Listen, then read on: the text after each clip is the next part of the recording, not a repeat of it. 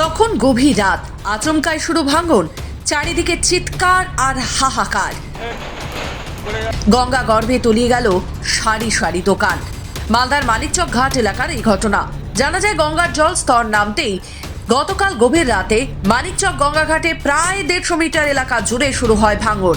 আর এই ভাঙন শুরু হতেই জলের তলায় তলিয়ে গেল একের পর এক দোকান। প্রায় 10টি অস্থায়ী দোকান তলিয়ে যায়।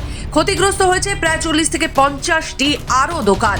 যদিও এই ঘটনায় কোনো হতাহতের খবর এখনো পর্যন্ত মেলেনি। জানা যায়, মালদার মানিকচক ঘাটে গঙ্গা নদীর পাড়ে অস্থায়ী বিভিন্ন দোকান রয়েছে। এই দোকান চালিয়ে রুজি রোজগার চালাতেন ভাঙন কবলিত এলাকার বাসিন্দারা। কিন্তু গতকাল রাতে হঠাৎ ভাঙন শুরু হয়, আর তাতে তাদের দোকানপাট নদী গর্ভে তলিয়ে যাওয়ায় সমস্যার মধ্যে পড়েছেন তারা। হঠাৎ করে সবাই ঘুমিয়েছিল, অনেকজন নদীতে পড়ে গেছে।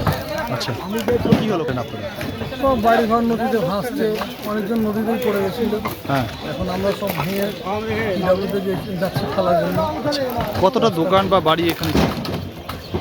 অনেক দেখতে হবে, কত হবে। মালদা থেকে পার্থ প্রতিম দাসের রিপোর্ট, খবর বাংলা।